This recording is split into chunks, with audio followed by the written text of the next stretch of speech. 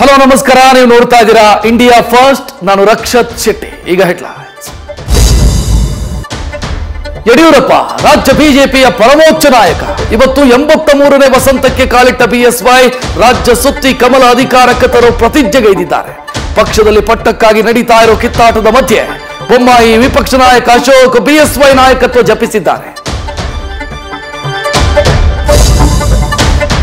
ಡಿಕೆಶಿ ಹೆಜ್ಜೆ ಆ ಮೀನಿಗಿಂತಲೂ ನಿಗೂಢವಾಗಿದೆ. ಬೆಂಗಳೂರಲ್ಲಿ ಹಿಂದುತ್ವ ಮಂತ್ರ ಪಠಿಸಿ ಶಿವರಾತ್ರಿಗೆ ತೆರಳಿದ ಡಿಸಿಎಂಗೆ ಹಳೆ ಯುಪಿಎ ಸರ್ಕಾರದ ಘಟನೆಗಳು ಅಪಮಾನಕ್ಕೆ ತಳ್ಳಿದೆ. ಆದರೆ ಕಾಂಗ್ರೆಸ್ ಕಟ್ಟಪ್ಪನ ಮೇಲೆ ಅನುಮಾನದ ತೂಗುಗತ್ತಿ ಇಟ್ಟ ಬಿಜೆಪಿ ರಾಜಕೀಯ ಕ್ಷಿಪ್ರ ಕ್ರಾಂತಿಗೆ ಮುಹೂರ್ತ ಇಟ್ಟಿದೆ.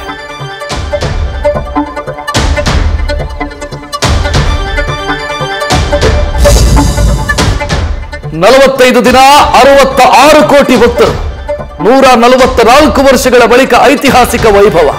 ಇಡೀ ಭಾರತ ಧರ್ಮ ಕಾರ್ಯದಲ್ಲಿ ಮಿಂದೆದ್ದು ಧನ್ಯತೆ ಮೆರೆಯಿತು. ಶತಮಾನದ ಸನಾತನ ಜಾತ್ರೆ ದಾಖಲೆಗಳ ಮಹಾಶಿವರಾತ್ರಿಗೆ ಸಾಕ್ಷಿಯಾಗಿದೆ.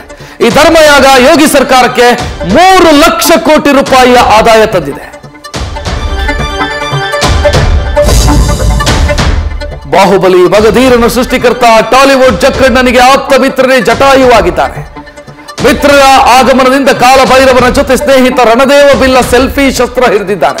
34 ವರ್ಷಗಳ ಸ್ನೇಹ ಸಂಬಂಧ ಕಡಿದು ಬಿದ್ದು ರಾಜಮೌಳಿ ಲೈಫ್ನಲ್ಲಿ ಕಾಲಕೇಯನ ಪ್ರವೇಶ ಆಗಿದೆ. ಇಡ್ಲಿ ಪ್ರಿಯರೇ, ಸ್ವಲ್ಪ ಇಲ್ಲಿ ನೋಡಿ. ಇದು ಕ್ಯಾನ್ಸರ್ ಇಡ್ಲಿ. ಪ್ಲಾಸ್ಟಿಕ್ ಕವರ್ನಲ್ಲಿ ಇಡ್ಲಿ ಮಾಡ್ತಾರೆ. ಎಚ್ಚರ ಎಚ್ಚರ.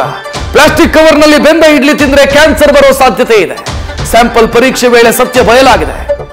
ಕಾರ್ಸಿನೋಜೆನಿಕ್ ಅಂಶ ದೇಹ ಸೇರಿದ್ರೆ ಕಷ್ಟ ಅಂತ ಹೆಲ್ತ್ ಮಿನಿಸ್ಟರ್ ರಿಪೋರ್ಟ್ ಕೊಟ್ಟಿದ್ದಾರೆ.